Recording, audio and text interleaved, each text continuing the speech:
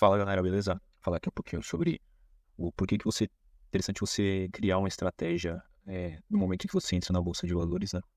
Porque a Bolsa de Valores ela é um ambiente extremamente amplo, né? Com diversas oportunidades e tal. E se você simplesmente entrar só porque, sei lá, algum conhecido tá te recomendando ali ações aleatórias, a pessoa, eu ganhei X% ali na ação tal, aí você vai lá e entra achando que vai obter o mesmo retorno, o mesmo sucesso, porém não é bem assim, né? E a Bolsa de Valores, apesar de muitas vezes não parecer, mas ela é um pouquinho complexa na questão de você desenvolver uma estratégia, né? Porque os seus ativos valorizarem e tal, você tem que desenvolver uma estratégia de longo prazo, certo? Montando uma carteira com uma base mais sólida para que você colhe resultados. Então eu selecionei aqui alguns pontos aqui. Primeiro eu vou mostrar aqui esse gráfico bem simples que eu fiz, onde demonstra aqui a porcentagem mais ou menos de setores, né, que você deve entrar, que é interessante estar entrando, para buscar uma solidez melhor, né, para buscar uma carteira mais equilibrada, com ativos mais seguros, para que, construindo essa base aqui, você possa entrar aqui nesses 20% aqui, por exemplo, e se arriscar um pouco mais, certo? Então, eu separei a carteira aqui de ações aqui do Brasil, mais ou menos 20% de cada setor aqui. Energia, que inclusive é um setor excelente para quem está iniciando, porque essas empresas de energia, elas já têm, a grande maioria já tem um contrato pré-determinado, certo? Então, por exemplo, a empresa já tem um contrato com várias outras empresas de fornecimento, né, de energia de várias cidades e tal. Contrato 2030, 2040, então, mesmo que aconteça alguma crise, alguma coisa bem complicada no meio do caminho, a empresa vai estar recebendo ali, o caixa ali vai estar uma receita, tudo certinho, entendeu? Então, é um setor bem interessante. Tem várias empresas também excelentes nesse setor aqui, várias opções para quem está começando. Coloquei aqui de banco também, porque o banco aqui no Brasil sempre é muito lucrativo, principalmente esses bancos maiores, né, com o Banco do Brasil, Itaú, que já tem toda uma estrutura bem sólida, um histórico bem amplo, né, para a gente estar estudando. Setor de saneamento também, porque esses setores aqui, eles são essenciais, né, para o desenvolvimento aqui, né, da sociedade e tal. Então, dificilmente uma empresa grande desses setores que eu selecionei aqui, ela pode estar sofrendo assim drasticamente, digamos, né? E setor de seguros também, tem algumas empresas bem legais aí. E depois que você monta a sua carteira, né, baseado nesses princípios aqui desses setores, né, com empresas de cada um aqui, você pode adicionar uma empresa, as empresas, né, esses outros 20 ou 10%, aí sua escolha é selecionar aqui empresas que você gosta, ou que você acha que tem um alto potencial de crescimento para poder melhorar a sua carteira, né, nos próximos anos. Então eu selecionei aqui algumas ações aqui, vou estar mostrando para vocês desses setores aqui que eu falei e outras, vou estar comentando também desses setores um pouco mais arriscados que vocês, é interessante, né, se expor menos na realidade. Então, selecionei aqui o ativo aqui do Itaú, certo? Aí vocês podem ver aqui, ele paga dividendo todos os meses, né? Tem uma taxa até interessante. E, todo mundo conhece o Itaú, um banco extremamente sólido. Vocês podem ver aqui a rentabilidade real dos últimos anos aqui. Ele sempre vem crescendo, mesmo que tem ano que ele não cresça tanto, né?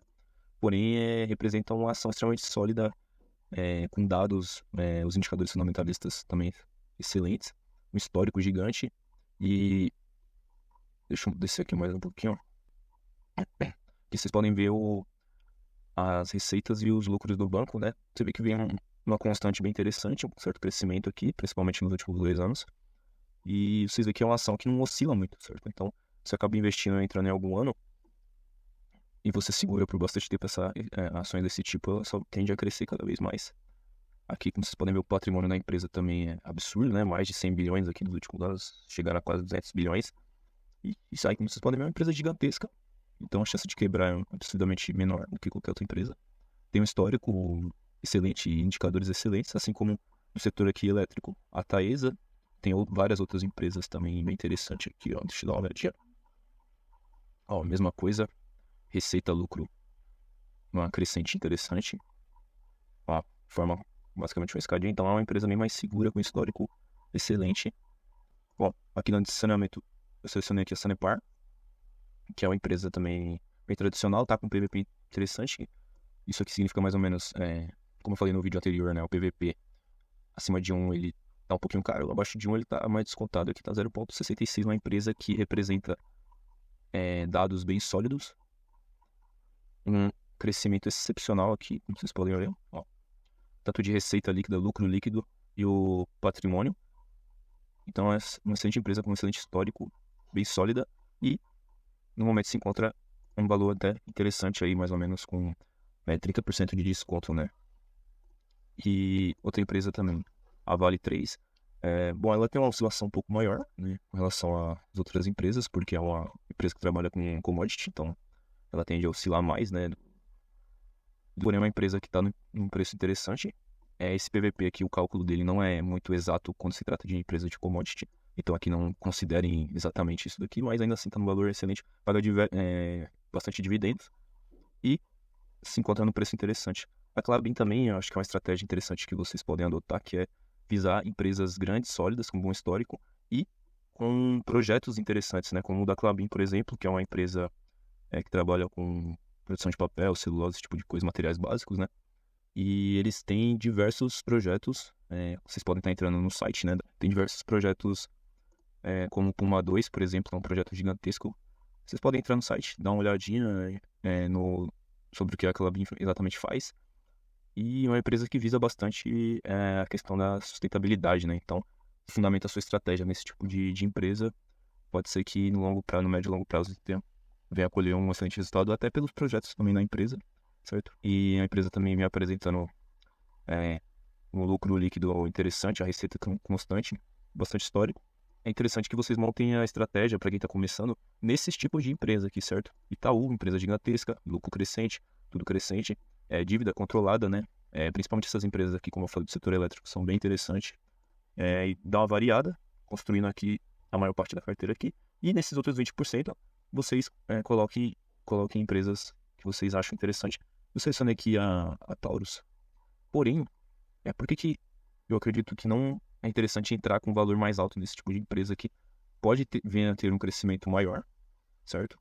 Porém, no caso da Taurus, ela teve um longo período aqui de um certo prejuízo, alto até, na verdade. Em meados de 2018 e 2019 ela veio trocar a gestão, né? Que tem toda uma reformulação da empresa e ela se torna um pouco mais arriscada a partir desse ponto, certo? Aí que ela vem na crescente, com exceção dos últimos 2 anos aqui.